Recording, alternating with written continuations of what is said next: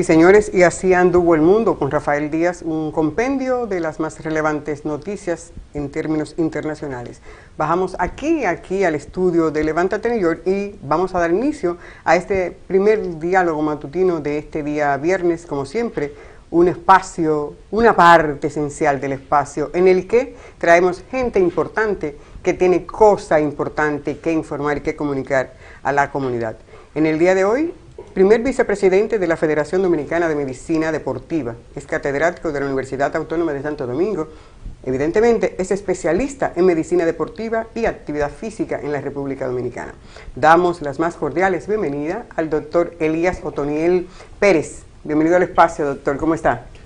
Buenos días, gracias Niurka por la invitación, gracias a Oscar, gracias a Rafael por invitarme y poder compartir con ustedes un momento muy agradable, un momento muy grato y las informaciones que podamos entender útiles para toda los teleaudiencia de ustedes. Sí, en las redes sociales veo que usted tiene una plataforma muy fuerte y realmente una audiencia muy importante en todo lo que es New York y el resto del mundo. Para nosotros es un placer que usted haya sacado parte de esta agenda ajetreada con la que viene, porque sabemos que va a participar este próximo domingo en una actividad y que haya sacado un espacito para compartirlo con los amigos y las amigas de Levántate New York, para nosotros es gratísimo placer.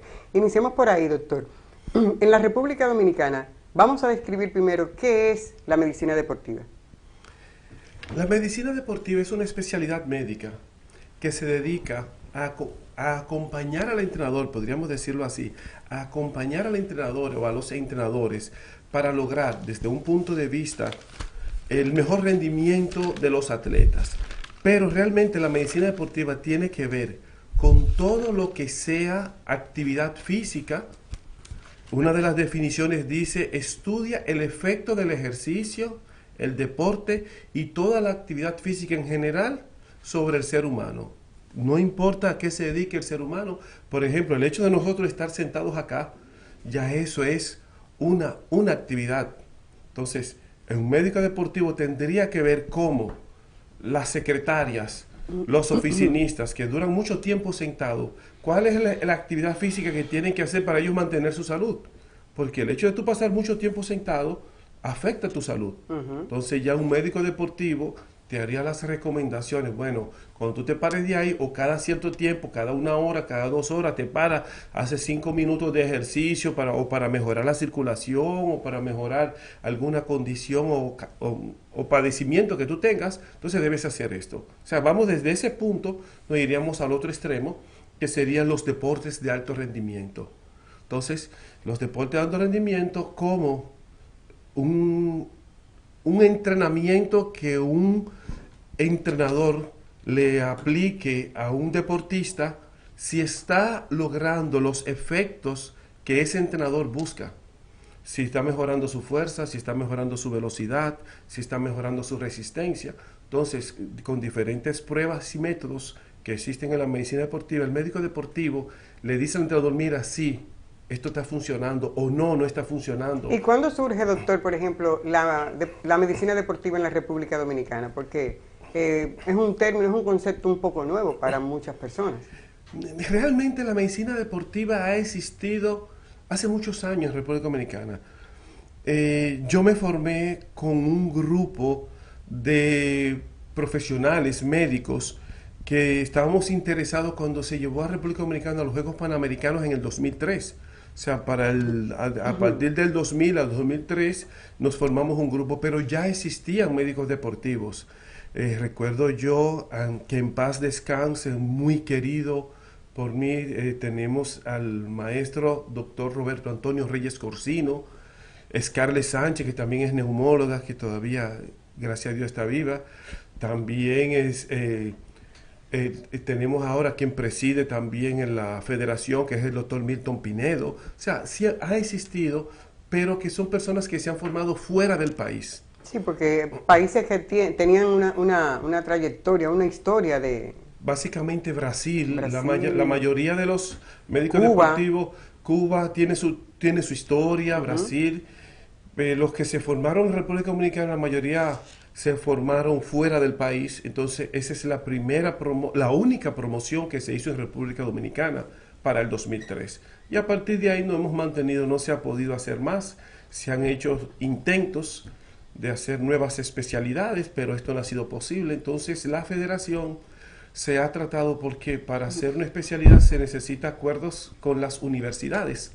Entonces la Federación Dominicana de Medicina del Deporte lo que hace son capacitaciones. Ya, como capacitación continua. Capacitación continua.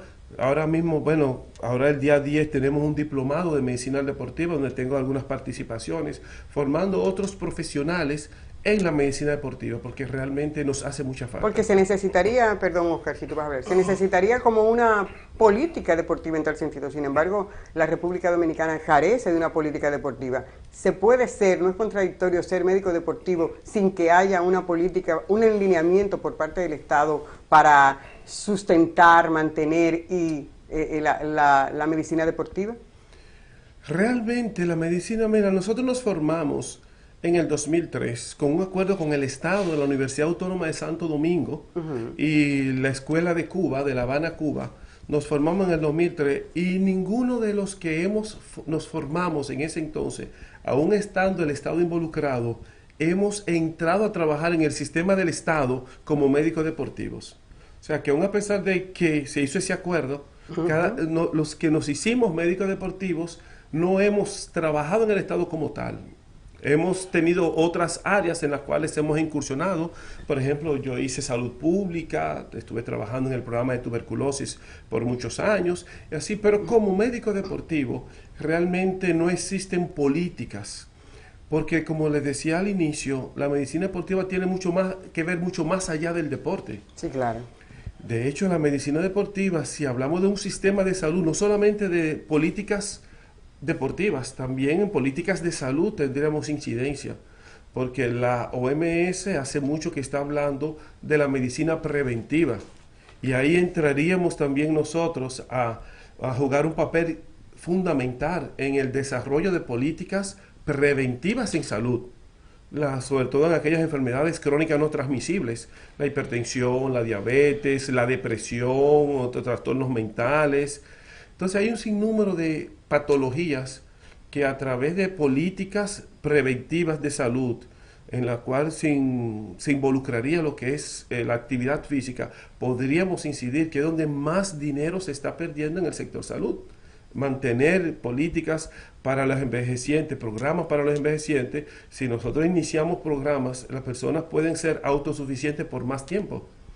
Entonces, o sea, iríamos mucho más amplio todo. Es decir, ni siquiera, doctor, ni siquiera el Ministerio de Salud Pública reconoce el papel fundamental que puede desempeñar un grupo de médicos de médicos deportivos, ni siquiera el Ministerio de Salud Pública. Actualmente no, ni siquiera el Ministerio de Salud Pública. Cuando yo estuve trabajando en el programa de tuberculosis, que fui durante un tiempo el coordinador nacional del programa de tuberculosis, estaba la dirección, yo era el coordinador del programa. Traté de involucrarme con la unidad de enfermedades crónicas no transmisibles para diseñar políticas. Ellos tienen algunas políticas, podríamos decir, en papel sobre la importancia de la prevención de enfermedades crónicas. Pero lamentablemente la mayoría de estas políticas están dirigidas a la identificación. O sea, hacer jornadas de toma de presión, hacer jornadas de... Para que la gente crea que están haciendo algo. Jornadas de toma de muestra de azúcar, de glucotex y cosas así, pero realmente preventivas, lamentablemente en nuestro país no existen políticas de salud ni preventivas. O sea, que evitar que las personas se enfermen o evitar que las enfermedades creen ellos consecuencias mayores, secuelas, o rehabilitarse de esas secuelas, que podríamos hablar que existen 3 fases de prevención: evitar que uno se enferme, si te enfermaste que quede convaleciente, secuelas, o de las secuelas cómo recuperarte, pero en ninguna de ellas existen políticas preventivas. Allá básicamente nuestro sistema de salud es asistencialista. Te enfermaste, te curo, o te doy algo para esa enfermedad. No podríamos decir siquiera que se cura, porque la hipertensión, diabetes no tenemos cura, pero por lo menos se puede manejar. se maneja. Se controla, más bien, es el término. Se controla. Entonces, esa es una de las situaciones que nosotros vivimos. Bienvenido al programa. Gracias. Perdonen el parecido. Ajá. Es que son hermanos, se parecen. Okay. Los Estados Unidos es un país que está lleno de gimnasios. Y tú vas a los parques y te ven todo el mundo corriendo. Pero todas las características conocemos las muestras del muestrario de la calidad de la salud, del estado de salud de la población norteamericana es horrible. Inclusive somos el único país desarrollado que está reduciendo su nivel y su esperanza de vida al nacer, lo que es algo increíble en el mundo. ¿Cuáles son los factores primordiales que se debe establecer en un sistema de salud pública para que preservar la vida, o sea, de que las personas sean más saludables? Porque aquí yo veo que un montón de gente corre, hay gym en toda parte, pero como que eso como que no tiene resultados. Sí, mira, lo primero que tiene que existir, todo sistema de salud, es la educación a la población. Educación para su salud. Lamentablemente, no sé cómo será tanto aquí aquí en Estados Unidos, pero en República Dominicana ha desaparecido la educación para la población. Antes tú veías muchos spots publicitarios de a las personas cómo prevenir algunas enfermedades, pero eso prácticamente ha desaparecido. No se educa a la población. Una población que no está educada con relación a su salud, por más intervenciones directas que tú hagas, serán intervenciones muy puntuales a un grupo muy limitado de personas, porque el sistema de salud somos todos. Un sistema de salud no es solamente el gobierno. Un sistema de salud está compuesto por el prestador y el que recibe el servicio de salud. Y una de las cosas que yo siempre digo, lo más importante para mantener la salud es que yo me preocupe por yo mantener mi salud. Pero si yo no sé cómo hacerlo, no lo voy a poder mantener. Que ahí entra en juego el papel del Estado. Diseñar políticas educativas para la salud para la población, que no existen. República Dominicana no existe. Entonces, esas políticas deben ir dirigidas. Los gimnasios, hay muchos gimnasios, hay mucha gente en la calle caminando, pero sin conciencia clara de qué es lo que tiene que hacer para conseguir lo que busca. La mayoría de las personas que tú la ves en los gimnasios y la ves en las calles corriendo, no están por salud. La mayoría están por su figura, por su imagen. Razones estéticas. Razones estéticas. No es por razones de salud. Entonces, ¿qué hace esto? Que lo que haga para conseguir su objetivo va a depender de otra persona que le diga, tú lo que quieres es verte mejor, un hombre verte más fuerte, la mujer verte más delgada.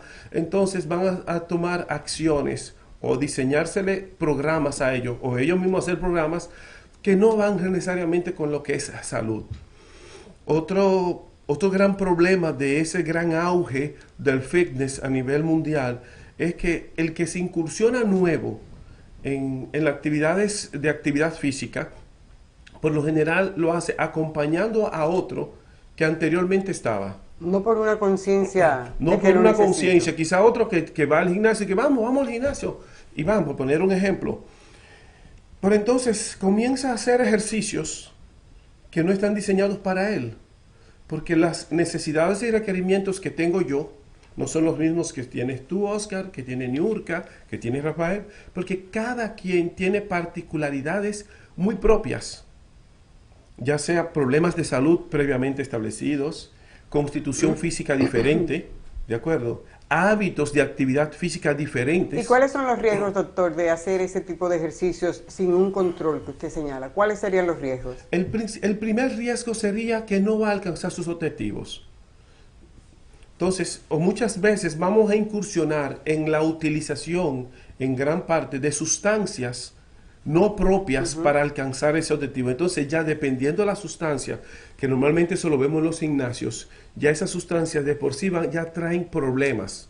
Por ejemplo, una de las cosas que se utilizan mucho en los gimnasios son los esteroides y las hormonas de crecimiento, porque ayudan mucho a crear mucho volumen y masa muscular. Entonces, por eso tiene sus consecuencias. consecuencias, por ejemplo, podríamos decir en el hombre, los trastornos psíquicos que producen la agresividad. Fíjense que esas personas tienden a ser siempre muy agresivos, muy volátiles, que tú ni siquiera puedes mirarlo, de una vez quieren pelear. Entonces crea esos trastornos. Además que crea trastornos de los vasos sanguíneos, producen obstrucción de los vasos sanguíneos a todos los niveles, y ahí vienen los problemas cardíacos, los problemas hepáticos, los problemas de fertilidad. Entonces, doctor, es difícil, por ejemplo, que cada individuo, cada ciudadano tenga a su disposición un médico deportista o una persona que tenga los conocimientos para asesorarme en cuáles son los ejercicios que debo hacer y cómo debo hacerlo. ¿Cómo sería en ese sentido una política de la salud pública, del Ministerio de Salud Pública, focalizado a cada segmento poblacional para que tome lo que me corresponde para entonces incorporarlo en mi rutina diaria a nivel de ejercicios? Realmente, las políticas serían, una de las cosas que yo he tratado de hace muchos años, que ha sido un tanto difícil, es dentro de la formación de los médicos en sentido general, se introduzca el tema desde el punto de vista de prevención de salud. Los médicos que están en formación deberían formarse. Yo no voy a llamarle en medicina deportiva, sino le podríamos llamar en actividad física y salud, que es las políticas que sí como Estado le importaría para la población general. O sea, cuando un médico general sale formado con lo que es los conocimientos básicos de lo que es la prescripción del ejercicio para la salud. Porque hace muchos años que se está hablando que el ejercicio es un medicamento. Hablamos de que es un medicamento porque, al igual que los medicamentos que nosotros damos, se habla de dosis-respuesta. Dependiendo de la cantidad de dosis de ejercicio que tú administres a tu cuerpo, vas a tener una respuesta. Si tú administras una baja dosis de actividad física, la respuesta va a ser reducida. Si tú te das una sobredosis de ejercicio, entonces va a tener daños a tu salud. Entonces, una de las principales políticas sería para alcanzar la población en sentido general, que los médicos nuevos que se estén formando se formen con conocimientos en actividad física y salud, que tengan la capacidad de prescribir ejercicios desde el punto de vista preventivo en las 3 fases de la prevención, como mencionamos al principio. Hay una cosa que yo no entiendo. Cuando yo era pequeño, la actividad física era una materia obligatoria en las escuelas. Yo recuerdo que una vez al día uno lo sacaban al cosa, lo obligaban a hacer ejercicio y cosas por el estilo. Y eso también pasaba aquí. Pero eso ha desaparecido tanto aquí como allá. Tú acabas de decir de que la actividad física como parte de la formación de los médicos no existe dentro del currículum de formación médica. ¿Tiene eso que ver con la privatización de la medicina? Que nosotros queremos que la gente se enferme para que la medicina sea realmente rentable. Sería un poquito contradictorio para mí decirlo como médico, pero realmente la medicina se ha vuelto, bueno, de hecho, la medicina no está en manos de médicos. Realmente las grandes corporaciones que manejan la salud a nivel mundial son empresas que no están dirigidas por médicos. Incluso nosotros los propios médicos somos sencillamente parte de sus empresas, y muchas veces tenemos que hacer cosas que ellos nos dicen que va así, aunque nosotros estemos conscientes que no, porque también los médicos somos seres humanos que necesitamos vivir.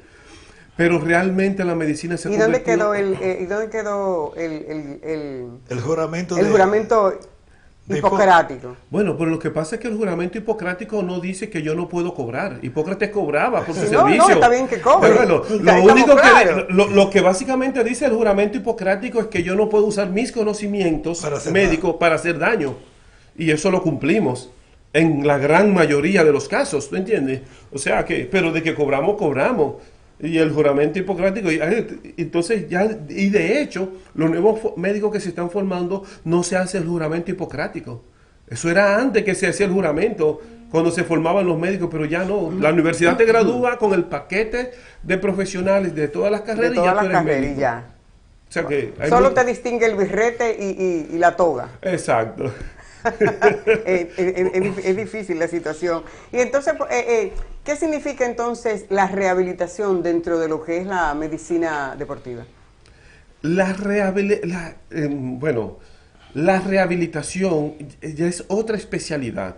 Oh, Muchas ok. veces se tiende a confundir lo que es la fisiatría o rehabilitación dentro de la medicina deportiva. Nosotros como médicos deportivos tenemos una formación en rehabilitación.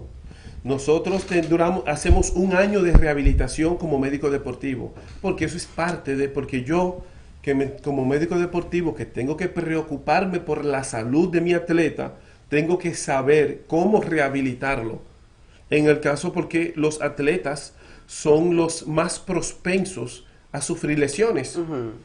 porque como siempre tienen que llevar un poco más allá del límite, porque si no llevamos un poco más allá del límite, no lograríamos la mejora en el rendimiento deportivo. Entonces nosotros tenemos que llegar al límite, hasta aquí que tú puedes, ok, yo quiero que tú mejores, pues tengo que dar un poco más. Y ese poquito más es donde tiende a ocurrirse la mayor cantidad de lesiones deportivas. Además, por la repetición del mismo movimiento constantemente por meses, años, tiende entonces a producir lesiones deportivas. Entonces nosotros como médicos deportivos tenemos formación en rehabilitación, pero la gran mayoría de las personas entiende que básicamente eso que se dedica a la medicina deportiva, pero no. La medicina deportiva, como hemos podido ya compartir acá, el campo de acción es mucho más amplio.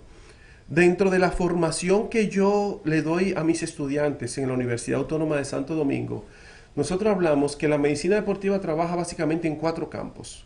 Uno es procurando mantener la salud de los atletas en todo el amplio sentido de la palabra. Otro es a esos atletas retirados también lograr llevarlo a lo que es el volver a la calma. ¿Cómo es? ¿Qué es esto? Un atleta, después que tú tienes, vamos a imaginarnos a Félix Sánchez, que es una de nuestras grandes glorias Ujú. en el deporte. Olímpico. Olímpico, medallista olímpico, el estadio de atletismo le pusieron su nombre. Entonces, él duró muchos años entrenando con esa carga más allá de su capacidad. A la hora que él se ha retirado, el cuerpo ha creado una adaptación a todos los días entrenar con altas intensidades, 4, 5, 6, hasta 8 horas puede llegar un atleta. Cuando se retira, si no baja gradualmente esa intensidad, el cuerpo se encuentra con un cambio brusco. Entonces esas adaptaciones tienden a producir enfermedades.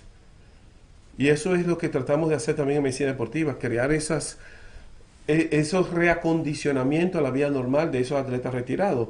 Pero también ayudamos en la pesquisa y los trabajos con la población a identificar enfermedades que afectan a la ¿Cómo, población y estos. como allá no hay una política deportiva que se visualice a través del Estado, doctor? Entonces, ¿cómo, por ejemplo, esta Paulino, que recientemente ganó y sigue ganando medallas, llevando medallas a la República Dominicana, cómo se da esta situación para poderle asignarle a ella un médico deportiva para manejar su rendimiento y sacar lo mejor de ella? ¿Cómo se da esa dinámica? Porque no tenemos una política, no, ese elemento que es ella no está identificado, pero ya nos trajo medalla, tenemos que tratar de ayudarla y de mejorar su condición de vida. ¿Cómo se da entonces esa dinámica para poder asignar un médico deportivo a un atleta como esa joven Paulino? Realmente, como dices tú, el caso de Mary Lady Paulino es un caso muy sui generis. Ella practicaba balonmano. Y alguien la vio dentro de la práctica de balonmano, su entrenador la vio, o su entrenador de balonmano vio sus cualidades y la refirió a atletismo. En atletismo, entonces, el entrenador de ella es que ha ayudado, básicamente, pero políticas. Una de las cosas que sustenta el deporte a nivel mundial es el relevo. Ujú. Cuando nosotros hablamos de políticas, hablamos de la sustentación de una actividad a largo plazo. Entonces, entiendo yo que una de las políticas que pudiese implementarse en República Dominicana sería desde el nivel de las escuelas, que es donde está nuestra gran masa de futuros atletas y es de donde podríamos decir que han salido algunas que han aprendido a hacer deporte, desde ahí comenzar, pero yo no recuerdo la última vez que se hicieron los Juegos Nacionales, los Juegos Escolares en República Dominicana. Yo creo que los únicos que están haciendo juegos allá, intercambio, son las Fuerzas Armadas, la policía, donde llegan los chelitos, porque no hay otra forma de decirlo. Y el 4% de la educación, por ejemplo, mira, que se supone hay que invertir alguito ahí en los... diferentes actividades deportivas. Por ejemplo, el voleibol ya tiene unos 14, más de 20 años, que está logrando mantenerse a alto nivel. Pero no por el Estado, eso porque no, está privatizado. Esa es la Marte. La pregunta es la siguiente, o sea, béisbol y voleibol femenino han mantenido ese relevo para mantener su alto nivel de producción de atletas. Perdona que te interrumpa, pero el béisbol se ha mantenido no por política del Estado. No, ahí es que va la pregunta. La pregunta es, ¿qué es lo que ha sucedido en esas dos áreas que han podido mantenerse y no en el resto? Porque nosotros tenemos, a veces aparece un deportista, tuvo este muchacho que ganó bronce en 400 metros y 600, y eso sucesivamente. Pero aparece uno aquí, otro allá, otro allá en atletismo. Pero en esas dos áreas se ha mantenido. ¿Cuál ha sido la razón? Mira, el ejemplo de voleibol, el voleibol, Cristóbal Márquez, hay que mencionar su nombre porque ha sido Cristóbal Márquez. Yo creo que del Cruz de San Cristóbal él. No, él es de Santo Domingo, es de Santo Domingo. Por razones personales, él se enamoró del voleibol, él asumió una escuela, un programa de voleibol, y él de su bolsillo saca, creo que alrededor del 70-75% de los gastos que incurre la selección de voleibol. Pienso que no debe sacar tanto, doctor, porque realmente la Selección Nacional Dominicana de Voleibol se ha colocado en una posición estelar. Imagino que entonces ya llegan Pero es que no hay políticas. Sí, pero por lo menos llegan los empresarios y eso. La política del Estado en términos deportivos refiere a la política del Estado en todas sus áreas. O sea, la ausencia total. O sea, ser un pueblo talentoso, con gran capacidad de producción en las diferentes áreas, pero el Estado se niega a organizarse de manera tal de que eso pueda ser productivo, a pesar de la mucha plata que le ha traído el béisbol a la República Dominicana. Mira, el año pasado yo tuve ciertas relaciones con la Cancillería y un programa de la Cancillería donde se intentó desarrollar lo que sería el turismo deportivo. La República Dominicana tiene un alto potencial para lo que sería el turismo deportivo. Si tuviéramos política, por ejemplo, como le hablamos del caso de voleibol, el caso de voleibol es algo privado, una persona que decidió hacer una inversión de él y desarrollar un programa en voleibol, y por eso creció el voleibol. En el caso de béisbol, ha dado frutos, pero no tampoco es por políticas.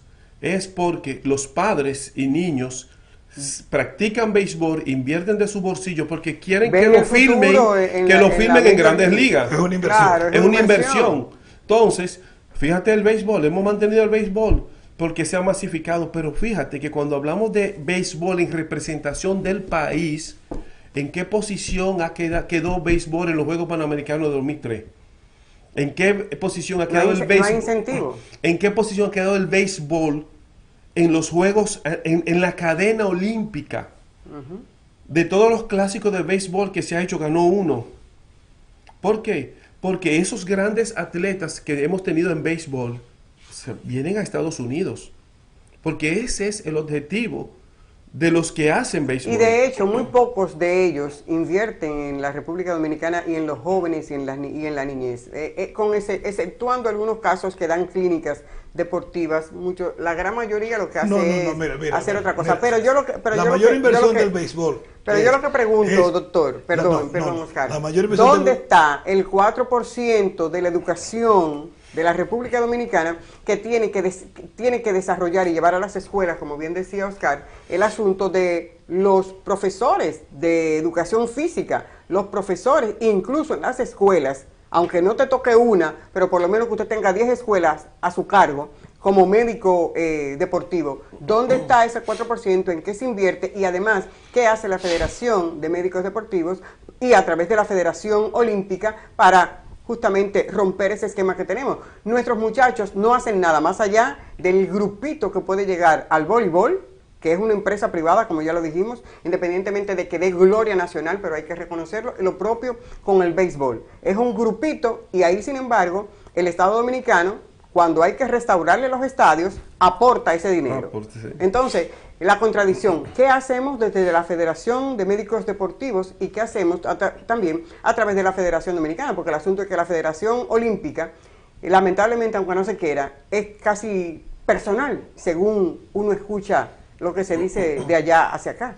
Nosotros como Federación de Medicina Deportiva, como bien decías tú, dependemos mucho de lo que es la ley. A nivel escolar, las federaciones olímpicas, y al igual que el Comité Olímpico Dominicano, básicamente estamos orientados en deportes específicos, en el crecimiento del deporte para llevar atletas a nivel olímpico. Si las federaciones pudiesen incursionar en lo que es la masificación de cada una de sus disciplinas y diseñar políticas para la masificación a nivel nacional. Tengo la experiencia de varias disciplinas que ahora mismo están masificándose y llegando a diferentes rincones del país. Ahí tenemos a pesas, que tiene un muy buen programa, está judo, que tiene muy buen programa, taekwondo, o sea, las federaciones están incursionando, pero fuera de las escuelas. Con relación a la medicina deportiva, como decíamos anteriormente, nosotros somos colaboradores de esas federaciones para que ellos logren sus objetivos. O sea, nosotros dependemos. Fíjate que de hecho la Federación de Medicina Deportiva es la única federación que pertenece al Comité Olímpico Dominicano que no tiene atletas. Pues nosotros estamos conformados por profesionales de la salud que brindamos un servicio a las otras federaciones. Entiendo. Y como brindamos servicio a las otras federaciones, dependemos mucho de que la otra federación acepte nuestro. Pero sí nosotros tenemos programas educativos, sobre todo nos orientamos básicamente en la vigilancia, la prevención del dopaje. Ahí tenemos un fuerte trabajo en prevención del dopaje, que las federaciones y los atletas no utilicen sustancias. Ahí tenemos el caso, por ejemplo, del caso de Rusia, que ha estado fuera de los Juegos Olímpicos precisamente por esa situación. Entonces nosotros tratamos de evitar esas cosas y orientamos a las federaciones. El Comité Olímpico no. Ya, Yo doctor, ya vamos terminando. Algo que yo no entiendo. Termine. Tú dijiste al principio del programa que ustedes no son empleados del Estado. No. Pero todas las federaciones reciben un presupuesto del Estado. Sí. ¿Cómo puede haber un programa deportivo, inclusive para la creación de atletas de alto rendimiento, sin que no estén integrados la medicina deportiva? Porque realmente no hay obligatoriedad. Porque cada federación puede tener independientemente, cada federación es independiente. O sea, ninguna federación está sujeta a otra federación. Ellos pueden tener sus médicos. Pero toda federación depende del Ministerio de Deporte. Tienen un presupuesto que reciben dinero directamente del Estado o del Ministerio de Deporte, al igual que el Comité Olímpico, porque Exacto. realmente Sí. el Estado es quien recolecta el dinero Exacto. de los impuestos que todos pagamos y es quien decide la distribución. Y como decíamos anteriormente, se hace falta una inversión del Estado para que el deporte crezca. Entonces, y además en un país donde tú no cobras por practicar un deporte, por enseñar un deporte, de algo tiene que sustentarse el deporte. Y como hablamos también de políticas, de turismo deportivo, o sea, realmente la inversión del Estado en todas partes del mundo es sustancial para el crecimiento del deporte olímpico. Así es. Ahora, que sea suficiente, ya... Ya, bueno, queremos agradecer la participación en esta mañana de Levántate New York, del doctor Elías Otoniel Pérez. Para nosotros ha sido un placer. Díganos así la invitación para esa actividad que usted va a participar, para gente que se quedó ahora con alguna dudita, pues pueda participar en esta conferencia que usted va a dictar este próximo domingo.